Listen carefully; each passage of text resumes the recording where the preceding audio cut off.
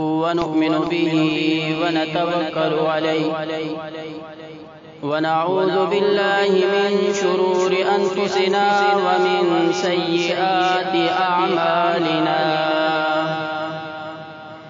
من يهده الله فلا مضل له ومن يضلله فلا هادي له ونشهد أن لا إله إلا الله وحده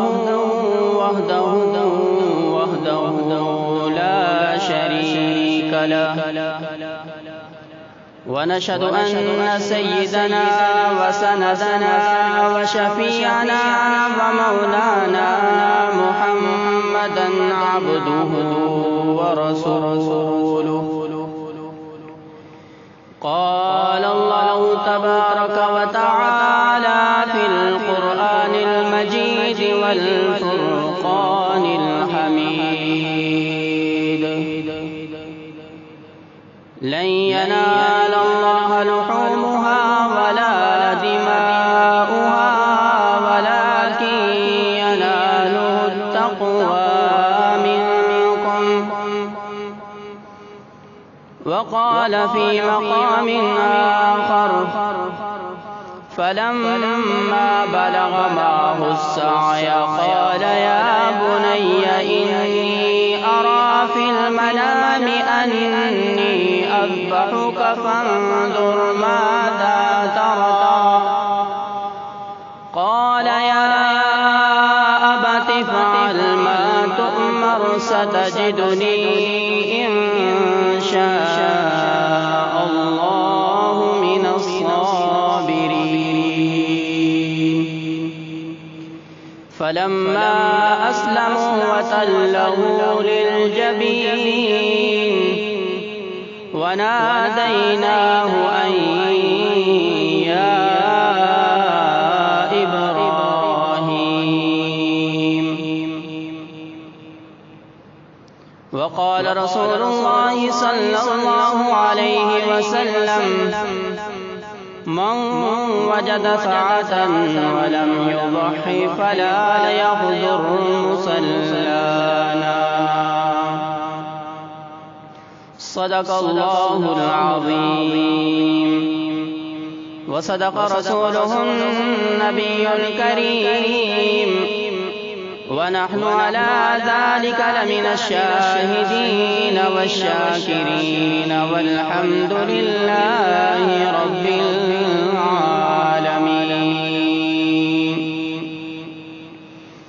إن الله وملائكته يصلون على النبي يا أيها الذين آمنوا صلوا عليه وسلموا تسليما اللهم صل على محمد وعلى آل محمد كما صليت على إبراهيم وعلى آل إبراهيم إنك حميد مجيد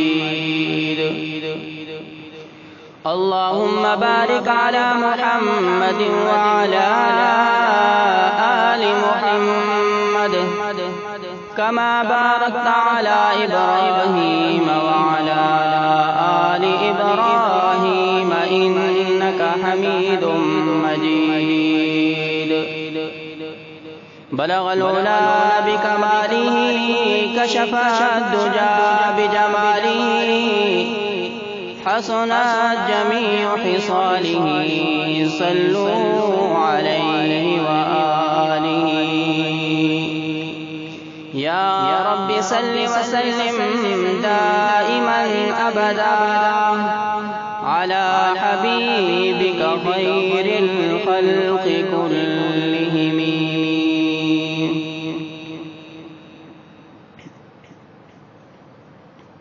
برادران اہل سنت والجماعت و بزرگان محترم، کلام پاک سے دو آیات کریمہ اور آپ علیہ الصلاۃ والسلام کے فرامین میں سے ایک حدیث مبارکہ آپ کے سامنے تلاوت کی ہے، جن کے تحت عرض کرنے کا ارادہ ہے۔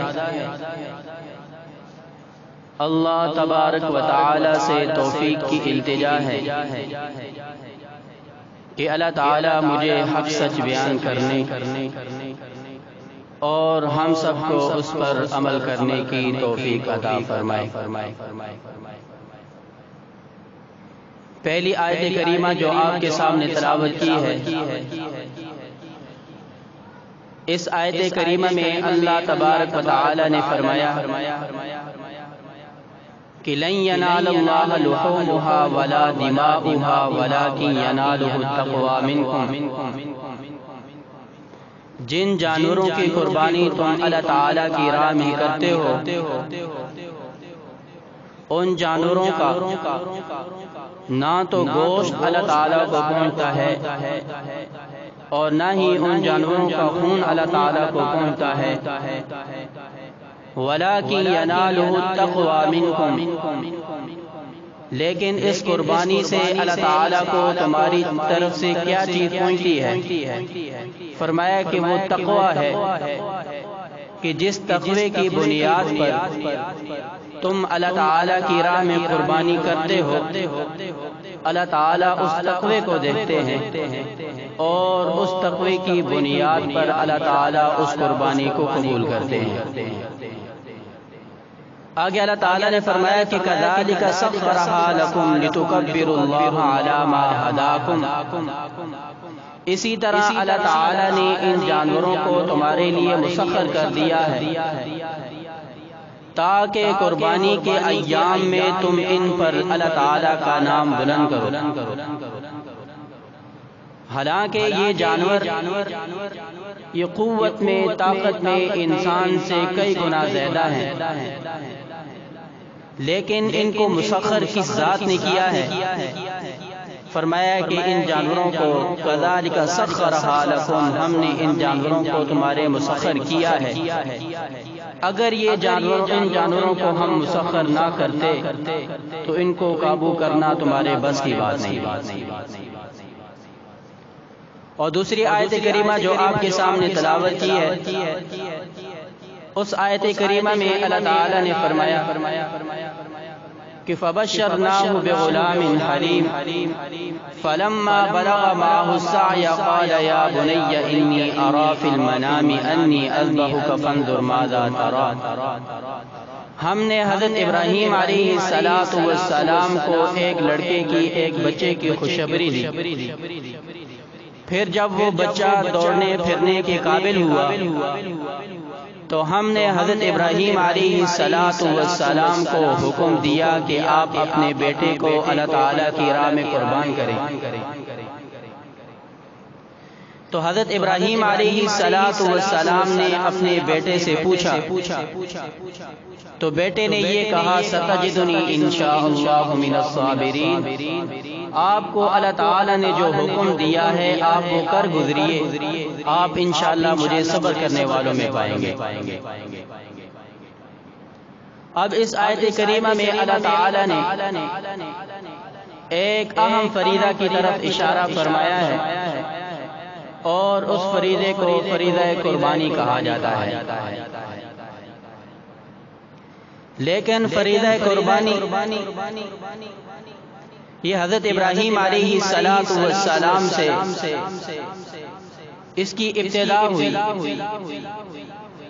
لیکن اللہ تعالیٰ نے حضرت ابراہیم علیہ السلام کو اس قربانی سے پہلے بھی بہت سارے مقامات پر آزمایا ہے، بہت سے امتحانات میں ڈالا ہے۔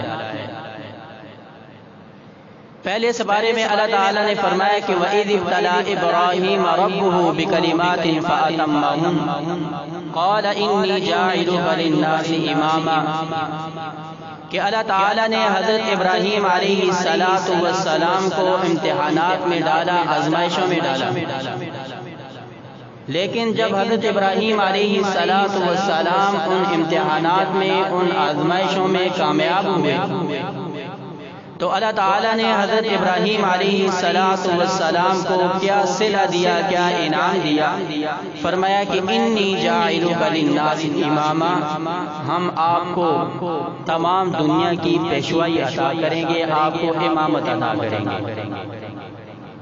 آج دنیا میں کوئی بھی مذہب ہے، خواہ وہ مسلمان ہوں، ہاں وہ عیسائی ہوں، ہاں وہ یہودی ہوں، ہر ایک اپنی نسبت حضرت ابراہیم علیہ السلام کی طرف کرتا ہے۔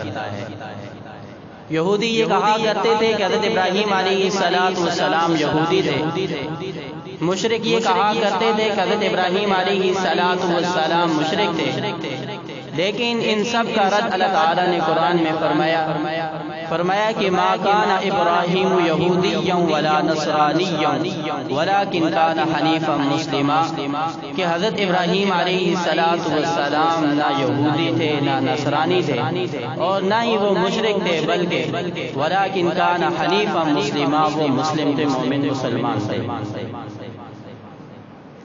اللہ تعالیٰ نے حضرت ابراہیم علیہ السلام کو یہ مقام عطا کیا ایک مشقت کے بعد، ایک آزمائش کے بعد، اور اللہ تعالیٰ نے حضرت ابراہیم علیہ السلام سے کیا امتحانات لیے۔ ان امتحانات کا ذکر خود اللہ تعالیٰ نے قرآن پاک میں فرمایا۔ سب سے پہلا امتحان حضرت ابراہیم علیہ السلام کا یہ ہوا کہ حضرت ابراہیم علیہ السلام نے جس گھر میں آنکھ کھولی تھی، جس گھر میں حضرت ابراہیم علیہ السلام کی ولادت ہوتی ہے، وہ گھر ہی بت خانہ یعنی بتکدہ تھا، وہ بت خانے کی ابتدا۔ حضرت ابراہیم علیہ السلام کے والد آدر، جن کا ذکر اللہ تعالیٰ نے قرآن میں بھی کیا ہے کہ وَإِذْ قَالَ إِبْرَاهِيمُ لِأَبِيهِ آذَرَ أَتَتَّخِذُ أَصْنَامًا آلِهَةً إِنِّي أَرَاكَ وَقَوْمَكَ مِنَ الْقَوْمِ الضَّالِّينَ، کہ جب حضرت ابراہیم علیہ السلام نے اپنے والد آدر کو یہ کہا کہ تم ان بتوں کی عبادت کیوں کرتے ہو، تو حضرت ابراہیم علیہ السلام کے والد وہ بت بنایا کرتے تھے، بت بیچا کرتے تھے۔ سب سے پہلی آزمائش حضرت ابراہیم علیہ السلام کی یہاں سے شروع ہوئی کہ جس گھر میں حضرت ابراہیم علیہ السلام نے آنکھ کھولی تھی وہ مشرک کا گھر تھا۔ ظاہر ہے کہ انسان جس گھر میں پیدا ہوتا ہے، عام طور پر انسان کا وہی عقیدہ ہوتا ہے جو اس کے والدین کا ہوتا ہے، کیونکہ انسان کی سب سے پہلی پرورش اس کی ماں ہوتی ہے۔ ماں کی گود انسان کی سب سے پہلی درسگاہ ہے، وہاں سے جو اس کو سبق ملتا ہے انسان کی موت تک وہ سبق اس کے ساتھ رہتا ہے۔ بہت کم لوگ جو ہے وہ اس عقیدے سے پھرتے ہیں، اللہ تعالیٰ ان کو ایمان کی توفیق دیتے ہیں۔ حضرت ابراہیم علیہ السلام جس گھر میں پیدا ہوئے وہ گھر بت خانہ تھا۔ حضرت ابراہیم علیہ السلام کے والد خود بت بنایا کرتے تھے، ان بتوں کو بیچا کرتے تھے۔ جب حضرت ابراہیم علیہ السلام کچھ بڑے ہوئے، انہوں نے اپنے والد کو دعوت، جس کا ذکر اللہ تعالیٰ نے قرآن میں فرمایا کہ وَاذْكُرْ فِي الْكِتَابِ إِبْرَاهِيمَ إِنَّهُ كَانَ صِدِّيقًا نَبِيًّا إِذْ قَالَ لِأَبِيهِ يَا أَبَتِ لِمَ تَعْبُدُ مَا لَا يَسْمَعُ وَلَا يُبْصِرُ وَلَا يُغْنِي عَنكَ شَيْئًا يَا أَبَتِ لَا تَعْبُدِ الشَّيْطَانَ إِنَّ الشَّيْطَانَ كَانَ لِلرَّحْمَنِ عَصِيًّا يَا أَبَتِ إِنِّي أَخَافُ أَن يَمَسَّكَ عَذَابٌ مِّنَ الرَّحْمَنِ فَتَكُونَ لِلشَّيْطَانِ وَلِيًّا۔ یہ حضرت ابراہیم علیہ السلام نے اپنے والد کو دعوت دی کہ تم شیطان کی عبادت کیوں کرتے ہو، تم ان بتوں کی عبادت کیوں کرتے ہو، تم ایسے بتوں کی عبادت کرتے ہو کہ جو سنتے نہیں ہیں اور تمہاری مدد نہیں کر سکتے۔ اس دعوت دینے کا حضرت ابراہیم علیہ السلام کو اس دعوت کی وجہ سے کیا مشقت برداشت کرنی پڑی کہ والد نے یہ کہا کہ لَأَرْجُمَنَّكَ سَتَجِدُنِي انشاءاللہ، کہ والد نے یہ کہا کہ لَأَرْجُمَنَّكَ، اگر تو اس دعوت سے باز نہ آیا، لَأَرْجُمَنَّكَ، میں تمہیں سنسار کر دوں گا، پتھر مار کے قتل کر دوں گا۔ اور آگے والد نے یہ کہا کہ وَاهْجُرْنِي مَلِيًّا، مجھے چھوڑ دے، میرے گھر سے نکل جا۔ والد اگر اپنی اولاد کو اپنے گھر سے نکالے، یہ سب سے بڑی آزمائش ہوتی ہے۔ یہاں پر حضرت ابراہیم علیہ السلام کو اگر یہ مشقت برداشت کرنی پڑی ہے تو صرف اللہ تعالیٰ کی توحید کے لیے۔ اور ہمارا اہل سنت والجماعت کا یہ عقیدہ ہے کہ انبیاء اکرام علیہم السلام وہ نبوت ملنے سے پہلے بھی گناہوں سے پاک ہوتے ہیں، نبوت ملنے کے بعد بھی وہ گناہوں سے پاک ہوتے ہیں، نبوت ملنے سے پہلے بھی انبیاء اکرام وہ شرک سے پاک ہوتے ہیں، اور نبوت ملنے کے بعد بھی انبیاء اکرام شرک سے پاک ہوتے ہیں۔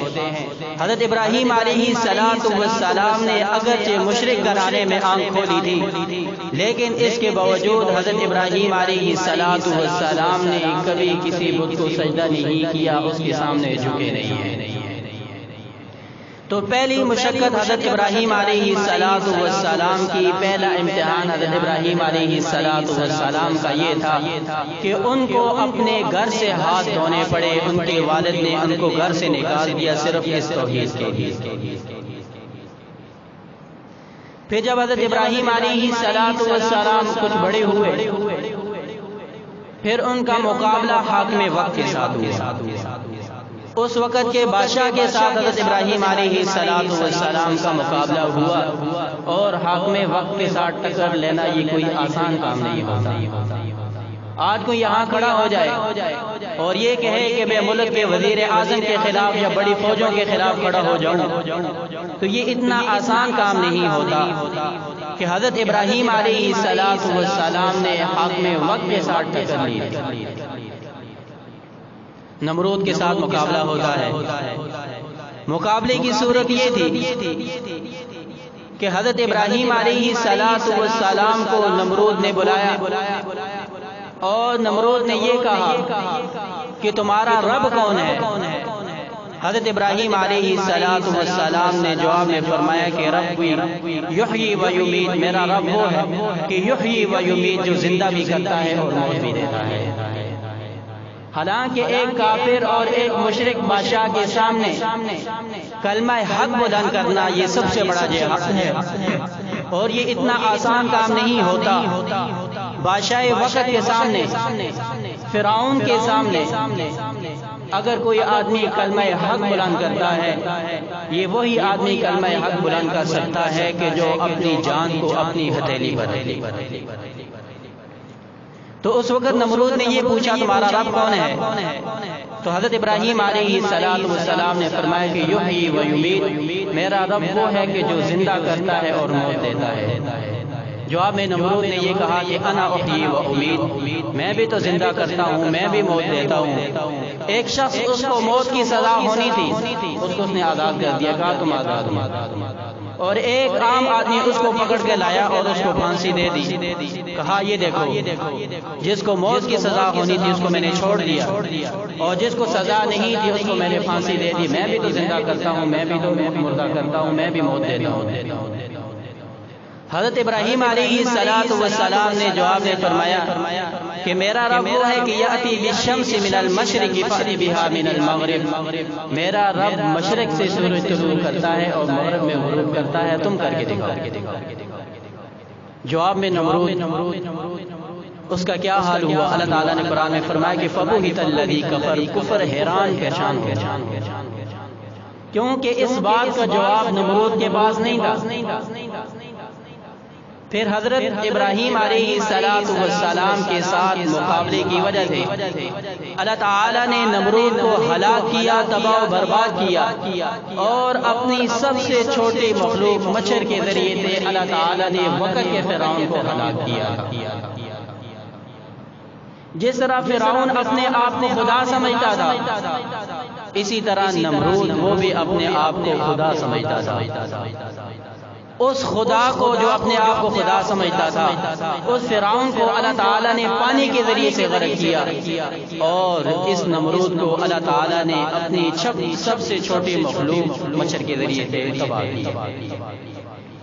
بہرحال دوسرا امتحان حضرت ابراہیم علیہ السلام کے لیے یہ تھا کہ انہوں نے حق میں وقت کے ساتھ ٹکر لی، اور تیسرا امتحان حضرت ابراہیم علیہ السلام کا یہ تھا کہ انہوں نے معاشرے کے ساتھ ٹکر لی۔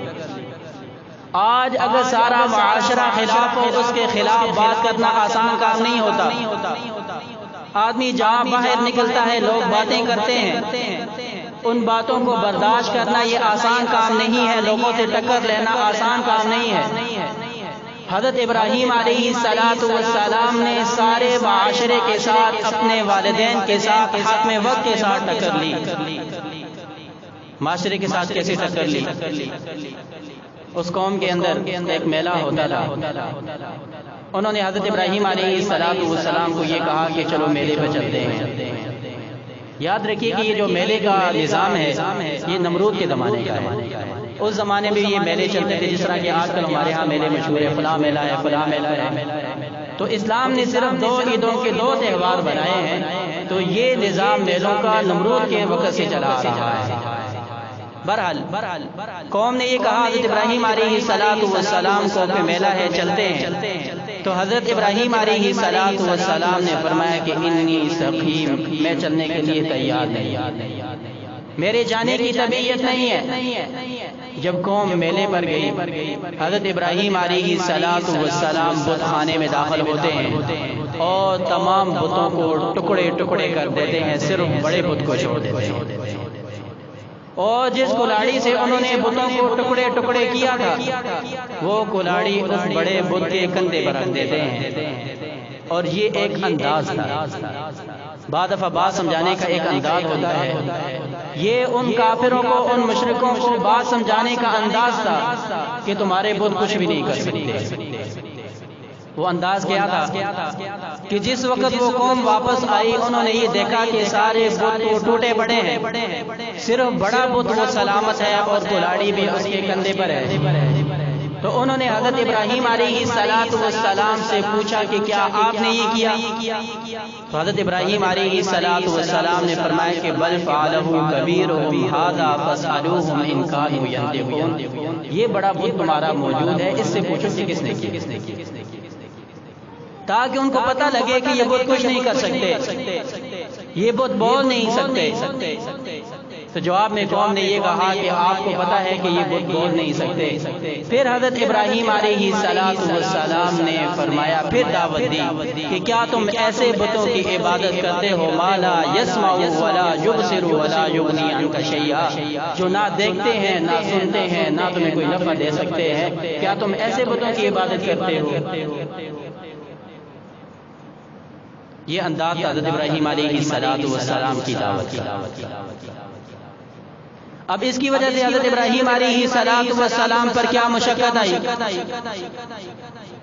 کہ حاکم وقت کو جب یہ بات پتہ چلی کہ اس نے حضرت ابراہیم علیہ السلام کے لیے حکم دیا کہ ایک آگ جلائی جائے، حضرت ابراہیم علیہ السلام کو اس آگ کے اندر پھینکا جائے۔ جب حضرت ابراہیم، ایک طویل واقعہ ہے، پھر آگ جلائی گئی، کہ جب حضرت ابراہیم علیہ السلام کو اس آگ میں ڈالنے لگے تو حضرت ابراہیم علیہ السلام کے پاس جبریل امین آتے ہیں اور عرض کرتے ہیں کہ اے اللہ کے نبی، کوئی حکم ہو تو ارشاد فرمائیں۔ تو حضرت ابراہیم علیہ السلام نے جواب میں فرمایا کہ اگر اللہ تعالیٰ کو یہ منظور ہے میرا جلنا تو پھر میرا جلنا بہتر ہے۔ اگر اللہ تعالیٰ کو یہ منظور ہے کہ اللہ تعالیٰ مجھے بچانا چاہتے ہیں تو اللہ تعالیٰ میرے بچانے کا سامان کر دیں گے۔ پھر اللہ تعالیٰ نے بچانے کا کیا سامان کیا؟ اللہ تعالیٰ نے کسی فرشتے کو نہیں بھیجا، اپنی کسی مخلوق کو نہیں بھیجا اس آگ کو ٹھنڈا کرنے کے لیے، اس آگ کو بجھانے کے لیے۔ اللہ تعالیٰ نے اس آگ کو حکم دیا، فرمایا کہ قلنا یا نار کونی بردا وسلاما علی ابراہیم، اے آگ حضرت ابراہیم علیہ السلام پر ٹھنڈی اور سلامتی والی۔ اب اس آیت میں اللہ تعالیٰ نے دو باتیں ارشاد فرمائی کہ فرمایا کہ ٹھنڈی ہو جا اور سلامتی والی ہو جا۔ انسان نہ تو گرمی برداشت کر سکتا ہے اور نہ ہی ٹھنڈ برداشت کر سکتا ہے۔ آگ اگر ٹھنڈی ہو جاتی تو پھر بھی حضرت ابراہیم علیہ السلام کے لیے مشقت دی۔ اللہ تعالیٰ نے فرمایا کہ ٹھنڈا ہونا ہے اور سلامتی ہونا ہے، کہ ٹھنڈ بھی ایسی نہ ہو کہ سردی لگے۔ بہرحال یہاں پر بھی اللہ تعالیٰ نے حضرت ابراہیم علیہ السلام کی حفاظت فرمائی۔ اس کے بعد حضرت ابراہیم علیہ السلام پر ایک اور مشقت، ایک اور امتحان آیا۔ وہ امتحان یہ تھا کہ اللہ تعالیٰ نے حضرت ابراہیم علیہ السلام کو بڑھاپے میں اولاد کی نعمت سے نوازا، اور وہ اولاد بھی بڑی دعاؤں کے بعد اللہ تعالیٰ نے حضرت ابراہیم علیہ السلام کو دی۔ روایات میں آتا ہے کہ حضرت ابراہیم علیہ السلام کے بیٹے حضرت اسماعیل علیہ السلام، حضرت ابراہیم علیہ السلام کی عمر جب 98 سال تھی، اس وقت حضرت اسماعیل علیہ السلام پیدا ہوئے۔ بڑی دعاؤں کے بعد اللہ تعالیٰ نے اولاد دی، لیکن جب اولاد ہوئی اللہ تعالیٰ نے حضرت ابراہیم علیہ السلام کو حکم دیا کہ اپنی بیوی اور اپنے بیٹے کو ویران بے آب و گیا جگہ پر چھوڑ کر، جہاں پر نہ پانی ہے نہ وہاں پر نباتات ہیں، ایک صحرا ہے، وہاں پر آپ نے چھوڑ کر آنا ہے، جو آج کل حرم کی جگہ ہے، مکہ المکرمہ ہے۔ تو اس وقت یہ صحرا تھا، یہاں پر یہ جو سارا نظام موجود نہیں تھا۔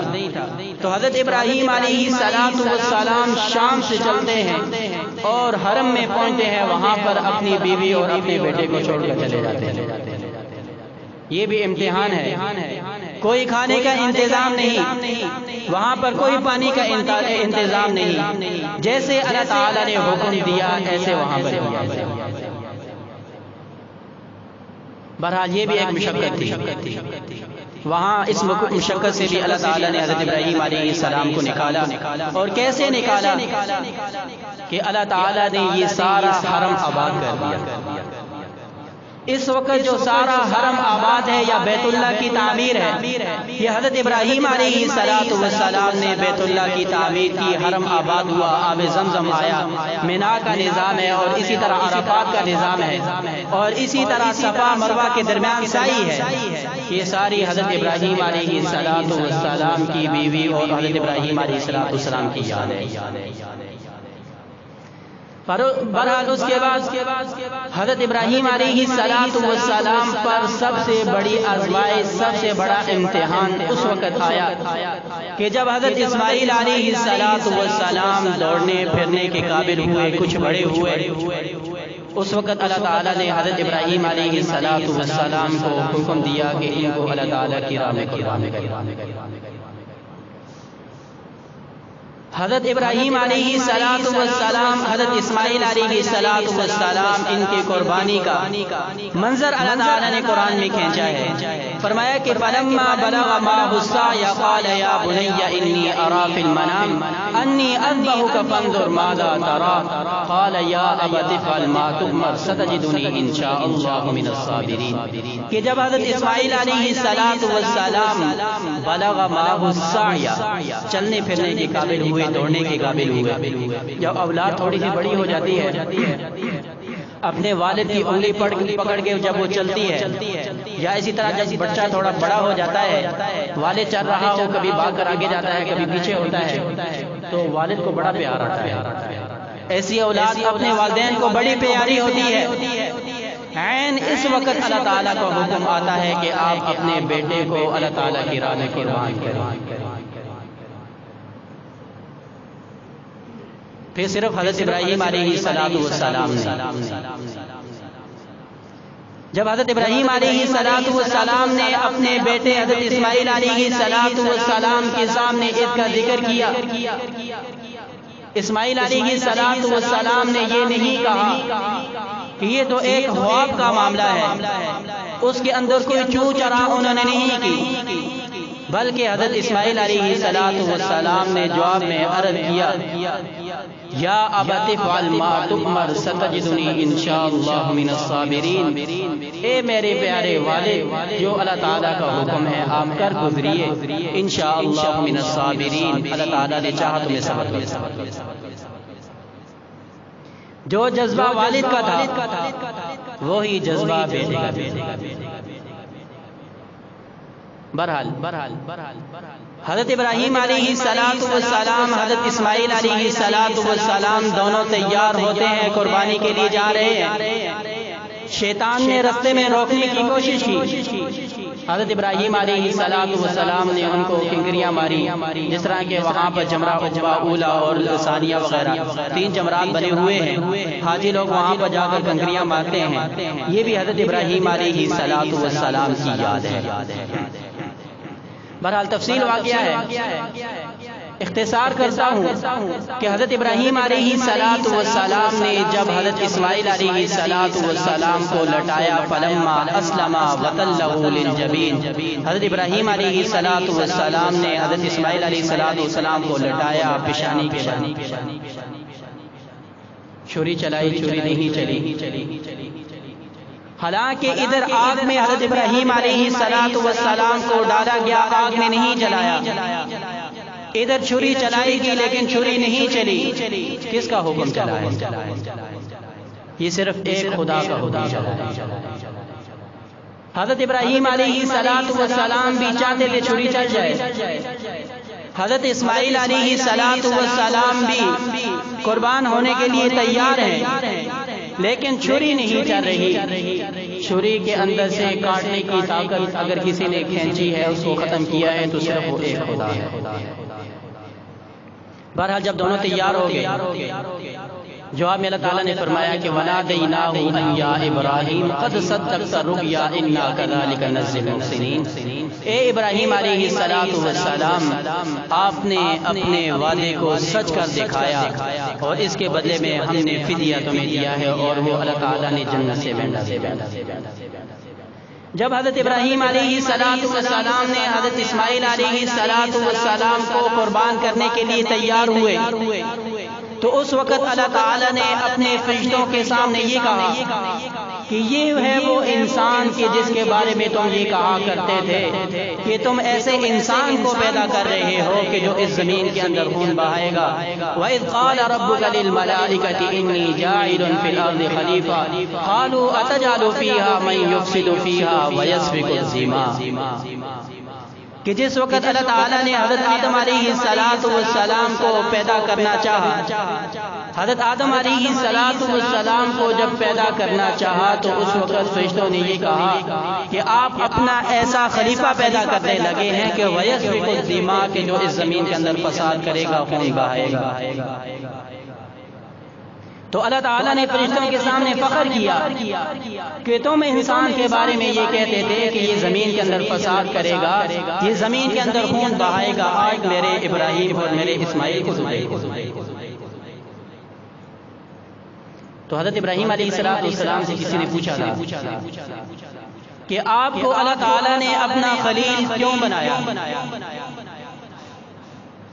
خلیل کا مطلب ہوتا ہے، خلیل اللہ اس کو کہا جاتا ہے کہ جو اپنا سب کچھ اللہ تعالیٰ پر قربان کر دے۔ اور آپ علیہ السلام کا نام، آپ علیہ السلام کے ناموں میں سے ایک نام حبیب اللہ بھی ہے، اور حبیب اللہ اس ذات کو کہا جاتا ہے کہ جس پر اللہ تعالیٰ اپنا سب کچھ قربان کر دے۔ حضرت ابراہیم علیہ السلام سے پوچھا گیا کہ اللہ تعالیٰ نے آپ کو اپنا خلیل کیوں بنایا، کیا عمل ہے؟ تو حضرت ابراہیم علیہ السلام نے جواب میں فرمایا کہ اللہ تعالیٰ نے جس چیز کی بھی قربانی مانگی ہے میں نے اس کی قربانی کی ہے۔ اس کا ایک نقشہ اللہ تعالیٰ نے قرآن میں بھی فرمایا، کھینچا ہے۔ اللہ تعالیٰ نے حضرت ابراہیم علیہ السلام کو فرمایا کہ اسلم، ابراہیم علیہ السلام نے جواب میں فرمایا کہ اسلمت لرب العالمین، اللہ تعالیٰ نے فرمایا اسلم، تابعداری کی۔ جواب میں حضرت ابراہیم علیہ السلام نے فرمایا کہ اسلمت لرب العالمین، میں نے رب العالمین کی تابعداری کی۔ جب بیٹا قربان کرنے کی باری آئی اللہ تعالیٰ نے فرمایا اسلم، فرمایا اسلمت لرب العالمین۔ جب تمام امتحانات میں حضرت ابراہیم علیہ السلام کامیاب ہوئے، اللہ تعالیٰ نے آخر میں حضرت ابراہیم علیہ السلام کو اس دنیا میں کیا سلا دیا؟ آخرت تو آخرت ہے ہی ہے، لیکن دنیا میں بھی اللہ تعالیٰ انسان کے بعد اعمال کا کچھ نہ کچھ حصہ اس کو عنایت فرمائے۔ مثال کے طور پر حدیث میں آتا ہے کہ جو آدمی اللہ تعالیٰ کو راضی کرتا ہے، اللہ تعالیٰ کی عبادت کرتا ہے، ہر وقت اللہ تعالیٰ کو راضی کرنے میں لگا رہتا ہے، ایک وقت کے بعد، ایک عرصے کے بعد اللہ تعالیٰ فرشتوں میں اعلان کرتے ہیں، اے فرشتوں، میں اس بندے سے محبت کرتا ہوں، تم بھی اس سے محبت کرو۔ پھر تمام آسمان کے فرشتے اس بندے سے محبت کرنے لگتے ہیں، پھر کچھ وقت کے بعد وہ محبت زمین میں اتار دی جاتی ہے اور زمین کے جو لوگ ہیں وہ اس سے محبت کرنے لگتے ہیں۔ اس کی سب سے بڑی مثال صحابہ اکرام ہیں، اولیاء اکرام ہیں یا انبیاء اکرام ہیں۔ انہوں نے اللہ تعالیٰ کو راضی کرنے کے لیے مشقتیں برداشت کی ہیں، اپنی زندگیاں انہوں نے لگائی ہیں۔ آج اگر صحابہ اکرام، انبیاء اکرام، اولیاء اکرام کی عظمت ہمارے دلوں میں ہے، ہمارے اوپر کسی کی زبردستی ہے؟ ہمارے اوپر کہیں زبردستی تو نہیں کہ ہم نے اولیاء اکرام کی عزت کرنی ہے، ہم نے انبیاء اکرام، صحابہ اکرام کی عزت کرنی ہے۔ ہم ان اولیاء اکرام، انبیاء اکرام کی عزت کرتے ہیں صرف اس وجہ سے کہ انہوں نے اللہ تعالیٰ کو راضی کیا ہے، ان کی محبت اللہ تعالیٰ نے ہمارے دلوں میں ڈال دی ہے۔ اس لیے جو آدمی اللہ تعالیٰ کا نیک بندہ ہوتا ہے، کچھ عرصے کے بعد لوگ اس سے خود محبت کرنے لگتے ہیں۔ ایک تو ہوتی ہے تابعداری، افسر ہے، آگے اس کے ماتحت ہیں، ظاہری طور پر سر کہتے ہیں، جیسے ہی افسر جاتا ہے تو پیچھے گالیاں دیتے ہیں۔ یہ عزت نہیں ہے، یہ ایک مجبوری ہوتی ہے۔ عزت وہ ہوتی ہے کہ پیٹ کے پیچھے بھی اس کی اچھائی بیان کی جائے، پیٹ کے پیچھے بھی اس کے دل میں قدر ہو۔ بہرحال اللہ تعالیٰ نے حضرت ابراہیم علیہ السلام کو ان امتحانات میں کامیابی کے بعد کیا صلہ دیا دنیا میں؟ فرمایا کہ انی جاعلک للناس اماما، ہم آپ کو اس دنیا کے اندر پیشوائی عطا کریں۔ ہر آدمی اپنی نسبت حضرت ابراہیم علیہ السلام کی طرف کرتا ہے۔ پھر اس کے بعد حضرت ابراہیم علیہ السلام نے خانہ کعبہ کی تعمیر کی کہ وَإِذْ يَرْفَعُ إِبْرَاهِيمُ الْقَوَاعِدَ مِنَ الْبَيْتِ وَإِسْمَاعِيلُ رَبَّنَا تَقَبَّلْ مِنَّا إِنَّكَ أَنْتَ السَّمِيعُ الْعَلِيمُ۔ حضرت ابراہیم علیہ السلام، اسماعیل علیہ السلام جب خانہ کعبہ کی بنیادیں اٹھا رہے تھے، اس وقت حضرت ابراہیم علیہ السلام نے یہ دعا کی تھی کہ ربنا وابعث فیہم رسولا منہم یتلو علیہم آیاتک ویعلمہم الکتاب والحکمت ویزکیہم انک انت العزیز الحکیم۔ یا اللہ، ہمارے اندر ایک ایسا عظیم الشان نبی بھیج کہ جو آپ کی آیات تلاوت کرے، دلوں کا تزکیہ کرے، قرآنی آیات تلاوت کرے۔ آپ علیہ السلام کے لیے دعا حضرت ابراہیم علیہ السلام نے کی، اور اللہ تعالیٰ نے جب آپ علیہ السلام کو بھیجا، اس نعمت کا اللہ تعالیٰ نے احسان جتلایا۔ اللہ تعالیٰ نے انسان کو جتنی بھی نعمتیں دی ہیں، لیکن کسی نعمت کا اس طرح احسان نہیں جتلایا جس طرح آپ علیہ السلام جیسی نعمت ہمیں دے کر احسان جتلایا ہے۔ فرمایا کہ لقد من اللہ علی المؤمنین اذ بعث فیہم رسولا، اللہ تعالیٰ نے ایمان والوں پر احسان کیا ہے کہ ایک عظیم الشان نبی بہرحال تو یہ قربانی کی سنت حضرت ابراہیم علیہ السلام کی سنت ہے، اس کو سنت ابراہیمی کہا جاتا ہے۔ اس قربانی سے ہمیں سبق یہ ملتا ہے، اصل تو قربانی انسانی جان کی تھی، جانور کی تو قربانی تھی نہیں۔ قربانی فرض ہوئی ہے انسانی جان کی، قربانی جانور کی فرض نہیں ہوئی۔ یہ تو اللہ تعالیٰ نے انسان پر احسان کیا ہے کہ فدیے کے طور پر جانور قربان کے لیے اس کو دیا۔ اگر پھر بھی ہم قربانی نہ کریں، کتنے گھاٹے کا سودا ہے۔ اگر ہمیں اپنی اولاد اسی طرح قربان کرنی پڑتی جس طرح حضرت ابراہیم علیہ السلام کو حکم دیا تھا، شاید ایک آدمی بھی قربانی نہ کر سکتا۔ لیکن اللہ تعالیٰ کا کرم ہوا کہ اللہ تعالیٰ نے ہمیں اس کا متبادل دیا ہے، تو کیا ہم متبادل بھی نہیں کر سکتے؟ قربانی نہ کرنے والے کے بارے میں آپ علیہ الصلوۃ والسلام نے شدید غصے کا اظہار فرمایا ہے. فرمایا کہ من وجد ساعتا ولم یضحی فلا یحضر مصلانا، جو آدمی وسعت ہوتے ہوئے قربانی نہ کرے، فرمایا کہ وہ ہماری عیدگاہ میں نہ آئے. یہ ہے نفی، یعنی یہ ہے آپ علیہ السلام کی ناراضگی. آج ہم کسی رشتہ دار سے ناراض ہوں، کسی سے ناراض ہوں، تو اس کو کہتے ہیں ہمارے گھر میں داخل نہیں ہونا، ہمارے گھر میں پاؤں رکھنے کی اجازت نہیں ہے. یہ سب سے بڑی ناراضگی ہوتی ہے. آپ علیہ الصلوۃ والسلام نے فرمایا کہ جو وسعت ہوتے ہوئے قربانی نہ کرے وہ ہماری عیدگاہ میں نہ آئے. کیوں آ رہا ہے؟ کیا کام ہے اس کا؟ جب اللہ تعالیٰ نے وسعت دی ہے، مال دیا ہے، مال بھی تو اللہ نے دیا ہے. مال ہمارا کوئی کمال نہیں ہے کمانا. اگر ہم نے پڑھ لکھ کر کوئی افسر بنے ہیں، کوئی ٹیچر بنے ہیں، کوئی پائلٹ بنے ہیں، دماغ اللہ نے دیا تھا. اب ہماری طرح بہت سارے لوگ ہیں، دماغ میں تھوڑا سا فرق ہے. اس کو لوگ مجلس میں بھی نہیں بٹھاتے، اس کو پاگل سمجھتے ہیں. کیا ہمارا کمال ہے کہ ہمارا دماغ بالکل ٹھیک ہے، ہمارا حافظہ بالکل ٹھیک ہے، ہمارے اعضاء بالکل سلامت ہیں؟ کیا ہمارا کمال ہے؟ جب اعضاء اللہ تعالیٰ نے دیے ہیں، ان اعضاء کی وجہ سے ہم نے کوشش کر کے مال کمایا ہے. مال بھی اللہ تعالیٰ نے دیا ہے. بعض لوگ ہوتے ہیں ہٹے کٹے ہیں، پڑھائی بھی ان کی زیادہ ہے، پڑھے لکھے ہیں، سب کچھ ہیں، لیکن نوکری نہیں ہے، مال نہیں ہے، 2 وقت کی روٹی کو ترس رہے ہیں. آخر وہ بھی تو انسان ہے، پڑھائی ان کے پاس بھی ہے، پڑھے لکھے ہیں، سب کچھ ان کے پاس ہے، اعضاء بھی سلامت ہیں، ہم سے زیادہ قوی بھی ہیں، طاقتور بھی ہیں، لیکن ان کے پاس مال نہیں ہے. ہمیں اگر اللہ تعالیٰ نے مال دیا ہے، ہم یہ صلاح دے رہے ہیں کہ اللہ تعالیٰ نے جو قربانی فرض کی تھی ان کو بھی چھوڑ رہے. اس لیے یہ کبھی کبھی موقع ہوتا ہے، سال میں 1 دفعہ قربانی ہوتی ہے، کون سی روز کرنی ہوتی ہے. باقی کاموں کے لیے بھی تو اخراجات اٹھائے جاتے ہیں. شادیاں ہوں، سال میں 2 3 4 5 5 شادیاں ہوتی ہیں. شادیوں کے لیے 2 سوٹ، 3 سوٹ، پھر سلامیاں، پھر پتہ نہیں کیا کیا اخراجات. ایک شادی میں 15 20 50 لاکھ روپے جو ہے وہ شادی، دوسروں کی شادیوں میں اپنا خرچ ہو جاتا ہے. اگر اپنے گھر کی شادیاں ہوں تو 5 لاکھ 10 لاکھ پتہ نہیں کہاں پہنچ جاتے ہیں. شادیوں کے لیے اتنے اخراجات، لیکن جب اللہ تعالیٰ کی دین کی بات آتی ہے پھر فقیر بن جاتے ہیں. پھر کہتے ہیں ہمارے پاس کچھ نہیں ہے، ہم کیا کریں. یاد رکھیے آپ علیہ الصلوۃ والسلام نے فرمایا کہ جو آدمی اللہ تعالیٰ کی راہ میں قربانی کرتا ہے، قربانی کے جانوروں کا خون زمین پر گرنے سے پہلے اس کی بخشش ہوگی.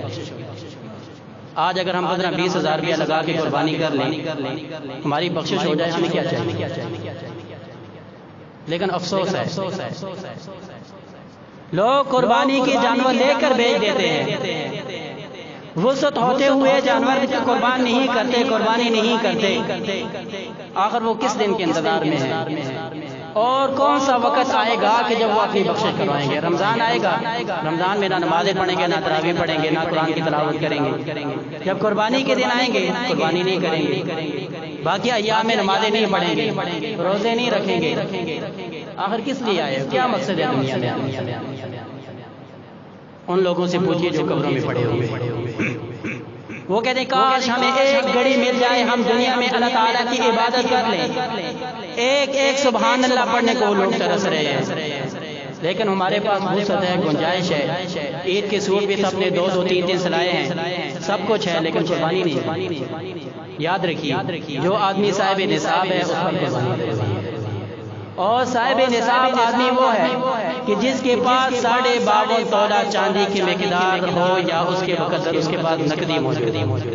یہ تقریباً آج کے اعتبار سے 80,000 تقریباً لگ بھگ بن جاتا ہے. جو آدمی جس کے پاس ضرورت سے زائد 80,000 روپیہ ہے، اس آدمی کے اوپر قربانی کرنا یہ فرض ہے. آج کون سا آدمی ہے جس کے پاس 70-80 ہزار نہیں ہوگا، لیکن قربانی کتنا نہیں کی. دوسری بات، گھر میں جو مستورات ہیں ان کو بھی یہ مسئلہ بتانے کی ضرورت ہے. مستورات کے پاس، عورتوں کے پاس زیور ہوتا ہے، اس زیور کے اوپر قربانی بھی ہے، اس زیور کی وجہ سے زکوٰۃ بھی ہے. نہ زکوٰۃ ادا کی جاتی ہے، نہ قربانی کی جاتی ہے. تو کل اللہ تعالیٰ کے دربار میں جواب دینا ہوگا. اس کے اندر مجرم ہم بتا دیں گے. اس لیے گھر والوں کو تنبیہ کریں، خود بھی قربانی کریں اور گھر والوں کو بھی بتائیں۔ بہرحال عید کا طریقہ میں عرض کر دیتا ہوں۔ عید کا طریقہ یہ ہے کہ عید جو ہے وہ 2 رکعت پڑھی جاتی ہے، جس کے اندر جو ہے وہ 6 تکبیر زائد ہوتی ہے، اور نماز کا طریقہ یہ ہوتا ہے کہ تکبیر تحریمہ کہہ کر نماز شروع کی جاتی ہے۔ تکبیر تحریمہ کہہ کر نماز شروع کی جاتی ہے، ثنا پڑھنے کے بعد، سبحانک اللہ پڑھنے کے بعد پھر 3 تکبیر زائد ہوتی ہے۔ اس میں 3 تکبیر زائد ہوتی ہے۔ 2 تکبیروں میں اللہ اکبر کہہ کر ہاتھ چھوڑ دینے ہوتے ہیں، 2 تکبیروں میں کانوں تک ہاتھ اٹھا کر چھوڑ دینے ہوتے ہیں، اور تیسری تکبیر میں کانوں تک ہاتھ اٹھا کر ہاتھ باندھ لینے ہوتے ہیں۔ یعنی کہ پہلی تکبیر میں پہلی رکعت میں 3 زائد تکبیریں ہیں، ثنا پڑھنے کے بعد سبحانک اللہ پڑھنے کے بعد 3 تکبیریں ہوتی ہیں۔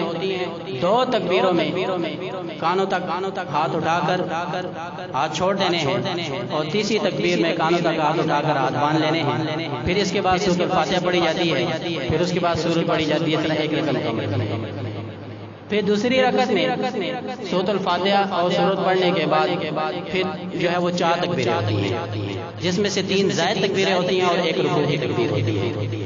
تو اس کا طریقہ کار یہ ہوتا ہے کہ 3 تکبیروں میں کانوں تک ہاتھ اٹھا کر ہاتھ چھوڑ دینے ہیں، اور چوتھی تکبیر میں اللہ اکبر کہہ کر رکوع میں جانا ہوتا ہے۔ چوتھی تکبیر میں ہاتھ نہیں اٹھائے جاتے۔ یعنی کہ عید کی نماز کا طریقہ یہ ہے کہ پہلی رکعت میں ثنا پڑھنے کے بعد سبحانک اللہ پڑھنے کے بعد 3 زائد تکبیریں ہوتی ہیں۔